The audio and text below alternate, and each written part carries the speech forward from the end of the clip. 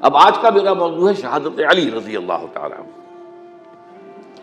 اصل میں حضرت علی رضی اللہ تعالیٰ عنہ کی شہادت بھی اسی الفتنۃ الکبریٰ کا تسلسل ہے۔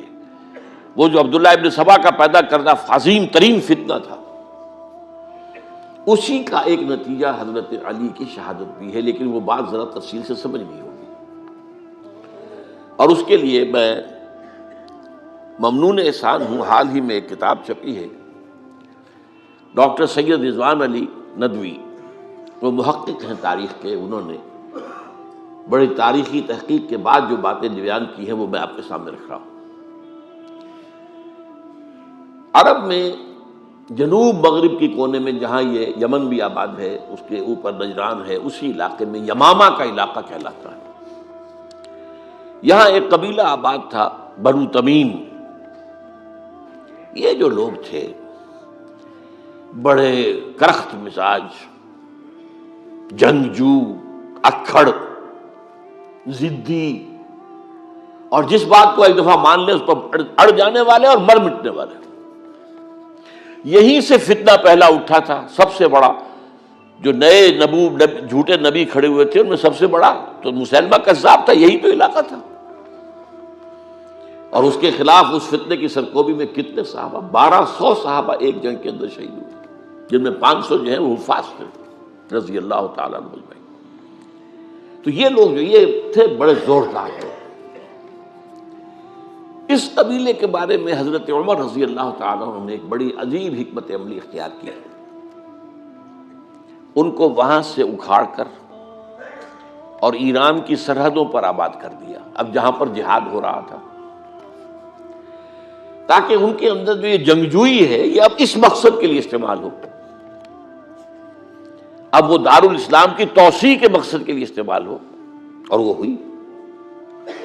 حضرت عمر نے 2 چھاونیاں بنائی تھی رضی اللہ تعالیٰ، کوفہ اور بصرہ، کیونکہ ظاہر بات ہے کہ اب جو اسلام کا دائرہ پھیل رہا تھا اور اسلامی حکومت پھیل رہی تھی، اور زیادہ تر جو ہے مشرق کی طرف پھیل رہی تھی، ایران اور خراسان وغیرہ کی طرف، تو اب مدینے سے اس کا کنٹرول اتنا آسان نہیں تھا، فاصلہ تھا، تو چھاونیاں بنائیں تاکہ یہ اس سرحد کے اوپر یہ موجودہ مرکز رہے، یہاں فوجیں موجود رہیں، کہیں کوئی بغاوت ہو تو اس کو کچلنے کے لیے وہ قوت فوری طور پر دستیاب ہو سکے۔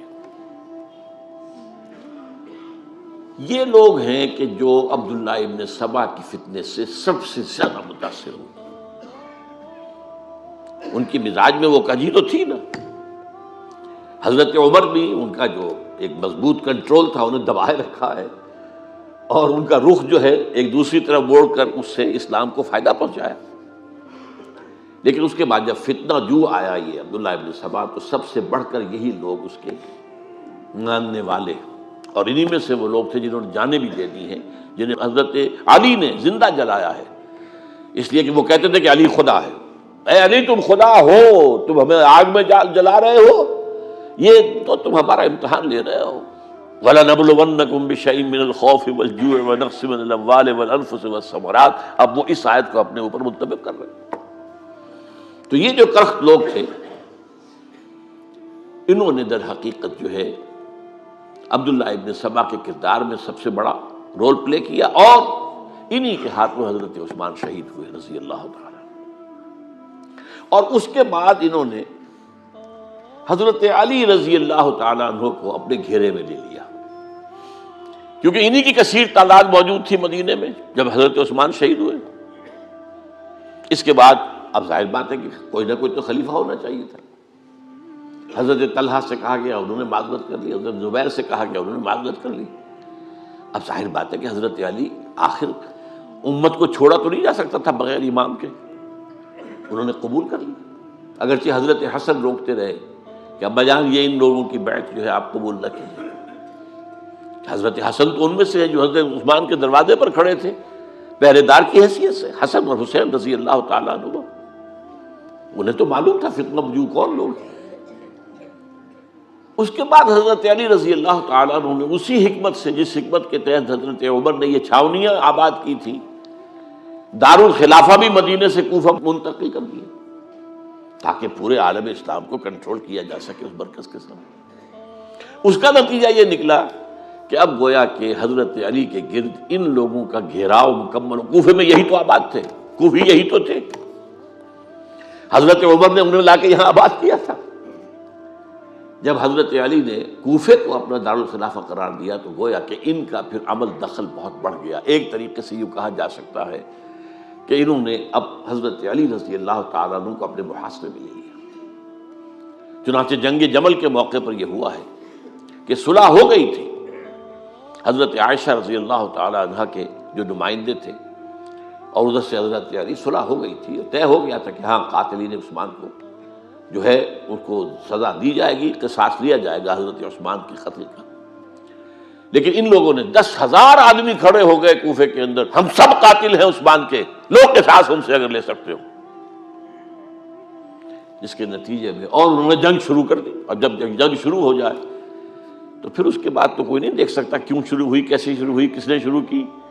اب تو یا مارو یا مرو، دو ہی باتیں ہوتی ہیں۔ 10,000 مسلمان ایک رات میں شہید ہوئے جنگ جمل میں۔ اب اس کے بعد حضرت علی رضی اللہ تعالیٰ عنہ کی خلافت جو ہے حضرت امیر معاویہ نے ماننے سے انکار کر دیا۔ جب تک قاتلین عثمان کو سزا نہیں دیتے ہم بیعت نہیں کریں گے۔ یہ نہیں کہ دعویٰ کیا ہو کہ میں خلافت کا حقدار ہوں، یہ نہیں، لیکن یہ کہ آپ کو ان کو سزا دینی چاہیے۔ اب یہ تھا وہ مخمصہ جس میں حضرت علی رضی اللہ تعالیٰ عنہ وہ فرماتے تھے تو میرا ساتھ دو تو میں ان قاتلین عثمان سے سزا جو ہے ان کو سزا دے سکوں۔ ادھر انہیں پتا تھا کہ میں سرنڈر کرتا ہوں تو مجھے علی تک تو پہنچنے کوئی نہیں دے گا، راستے میں ختم کر دیں گے رضی اللہ تعالیٰ عنہ۔ تو یہ پیچ تھا ایک جو ایسا پڑا ہے۔ اب اس میں جب حضرت معاویہ اور حضرت علی کے مابین فیصلہ کن جنگ ہوئی، جنگ صفین جسے کہتے ہیں، جس میں 70,000 مسلمان ایک دوسرے کی تلواروں، تیروں، نیزوں سے قتل ہوئے۔ اس موقع پر حضرت معاویہ کی طرف سے ایک آفر آئی، قرآن مجید کو نیزے پر اٹھا کر لوگوں نے کہا کہ یہ خون ریزی بند کر دو، ہم قرآن کا فیصلہ ماننے کو تیار ہیں۔ حضرت علی دیکھ رہے تھے کہ یہ اصل میں میری فتح کو شکست سے بدلنے کا پروگرام ہے، تقریباً فتح میری ہو چکی ہے، لیکن یہ جو طبقہ تھا یہ انہوں نے کہا نہیں بڑی ٹھیک بات کہہ رہے ہیں، وہ مانیے ان کی بات، جنگ بند کی۔ انہوں نے ہی یہی لوگ تھے جنہوں نے مجبور کیا حضرت علی کو کہ وہ تحکیم پر رضامند ہو جائے۔ اس کے بعد تحکیم میں جو معاملہ ہوا، حضرت علی حضرت عبداللہ ابن عباس کو اپنی طرف سے حاکم بنانا چاہتے تھے، یہ اڑ گئے نہیں۔ یہ اڑ جانے والے لوگ، اور یہی اصل قوت تھے، وہاں ساری طاقت تو انہیں کی تھی۔ تو انہوں نے ابو موسیٰ اشعری کو اپنی طرف سے مقرر، وہ بہت نرم خو آدمی تھے، انہیں بناؤ۔ بہرحال جو بھی بات طے ہوئی، اب تاریخ کی روایتوں میں اختلاف ہو سکتا ہے، کہا یہ جاتا ہے کہ طے تو یہ ہوا تھا حکمین کے مابین، ادھر سے ابو موسیٰ اشعری، ادھر سے عمرو بن العاص رضی اللہ تعالی عنہما، کہ آپ اپنے جو کلائنٹ ہیں حضرت علی آپ انہیں معزول کر دیجئے، میں معاویہ کو معزول کر دیتا ہوں، پھر جو ہے مسلمان فیصلہ کر لیں کسی اور کی عبادت۔ انہوں نے کھڑے ہو کے کہہ دیا میں علی کو معزول کرتا ہوں، اور عمرو بن العاص نے کہا کہ میں معاویہ کو قائم کرتا ہوں۔ اب یہ ہے روایت، واللہ عالم اس میں کتنا سچ ہے کتنا جھوٹ ہے، میں کوئی مورخ نہیں ہوں، میں کوئی تاریخ کا محقق نہیں ہوں۔ اس کے بعد جو ہے اب یہ لوگ انہوں نے کہا کہ مانیے تحکیم کو، اور جب انہوں نے حضرت علی نے اس تحکیم کے فیصلے کو ماننے سے انکار کیا تو باغی ہو گئے، حضرت علی کو کافر قرار دیا، اور جا کر ایک جگہ پر حرورہ ایک جگہ تھی وہاں پر جا کے جمع ہو گئے، جتھا بندی کی، بہت بڑی طاقت پر وہاں کر انہوں نے طے کیا کہ علی بھی کافر ہو گیا، معاویہ بھی کافر ہو گیا، عمرو بن العاص بھی کافر ہو گئے، سب کافر ہیں۔ حضرت علی کی طرف سے ایک گئے سفیر ان سے بات کرنے کے لیے، تو انہوں نے کہا تم ہی نے تو کہا تھا کہ تحکیم کو تسلیم کرو، کہ ہاں ہم نے گناہ کیا تھا، کفر کیا تھا، ہم توبہ کی ہم نے. اگر علی بھی مان لے کہ میں نے مان کر کفر کیا تھا اب میں توبہ کرتا ہوں تو ہم ان کی بات مان لیں گے. اب حضرت علی اس طرح کا جھوٹ کیسے بولتے؟ انہوں نے تو کوئی کفر نہیں کیا تھا. بہرحال انہوں نے پھر بھی نرمی برتی کہ دیکھو اگر تم کوئی خونریزی نہیں کرو گے، فساد نہیں مچاؤ گے تو میں تمہیں کچھ نہیں کہوں گا.